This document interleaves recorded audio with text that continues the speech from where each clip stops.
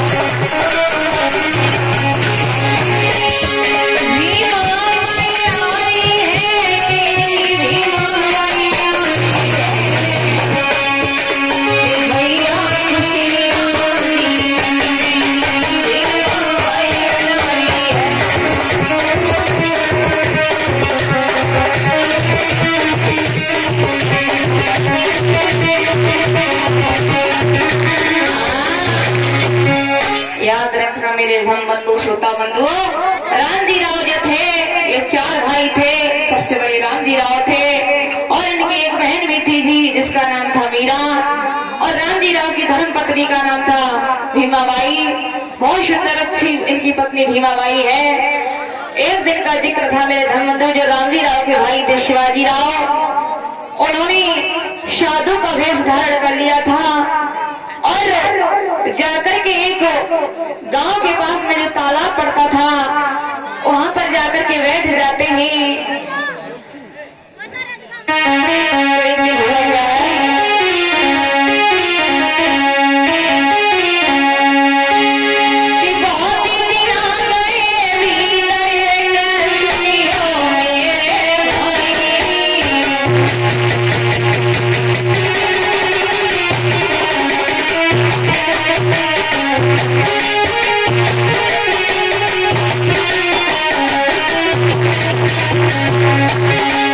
Oh,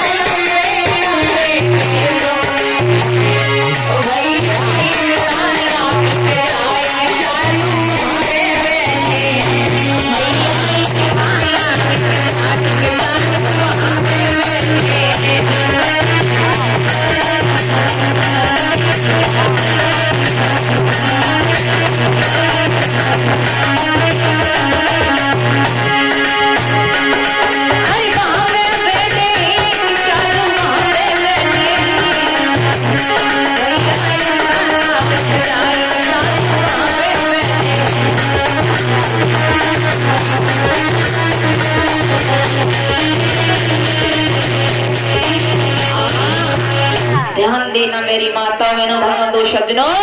जो मालो जी के भाई थे शिवाजी राव, उन्होंने साधु का वेश धारण कर लिया था और एक तालाब पर जाकर के बैठ जाते हैं और सन्यासी हो जाते हैं।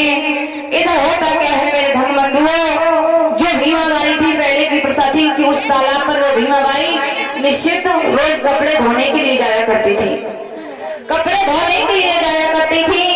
तो इधर भीमाबाई बैठी हुई है, रामजी राव बैठे हुए हैं, तो एक स्त्री उनके घर पर आती है। भीमाबाई के घर एक महिला आती है और कहने लगी बहन, और बहन ऐसा करो बहुत दिन हो गए हैं हम और आप तालाब पर कपड़े धोने के लिए नहीं गए हैं। तो भीमाबाई से वह महिला कहने लगी बहन ऐसा करो हम और आप कपड़े धोने के लिए चलते हैं। तो भीमाबाई कहने लगी ठीक है बहन, अगर तुम कहती हो तो मैं चलती हूँ, पहले अपने पति से रामजी राव से तो पूछ लो, उनसे आज्ञा तो ले लो। तो भीमाबाई हाथ जोड़ करके बोली है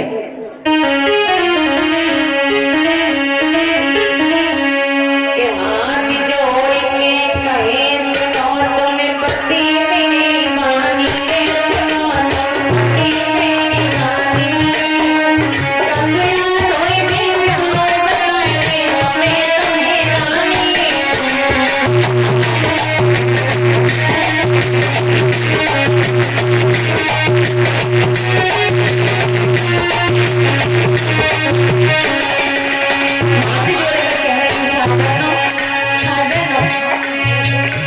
एक महिला मुझे बुलाने के लिए आई है और मैं कपड़े धोने के लिए तालाब पर जा रही हूँ, आपकी आज्ञा हो तो मैं जाऊँ। अरे हाथ जोड़ के कहे सुनो तुम पति मेरे रानी रे, सुनो तुम पति मेरे रानी, कपड़ा धोए बिन जान बनाए तुम्हें रानी।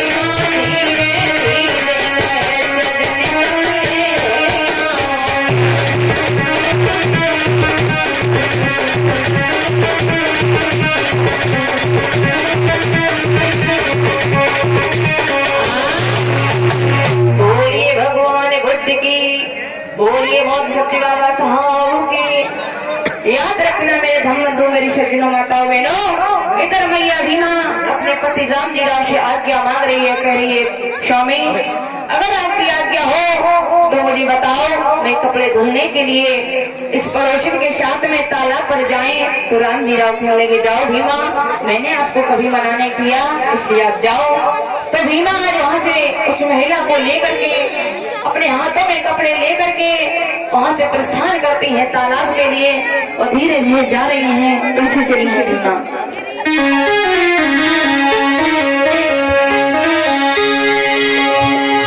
धीरे धीरे भीमा चल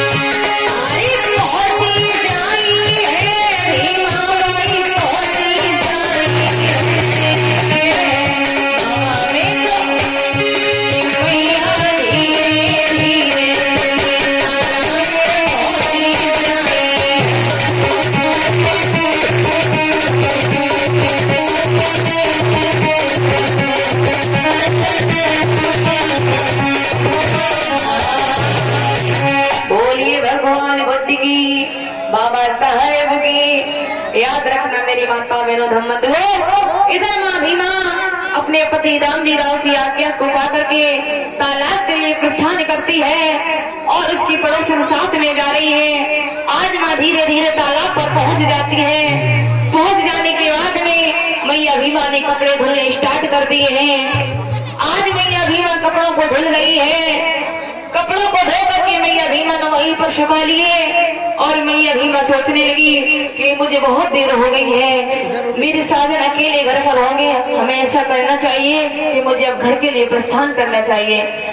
इधर मैया भीमा मन में विचार कर रही थी, तभी मैया भीमा की नजर उस साधु पर पड़ जाती है। मेरे धम्म बंधुओं, उस साधु पर पड़ जाती है। मैया भीमा ने दूर से देखा है तो मैया भीमा दूर से पहचान नहीं पाती है चाचा ही।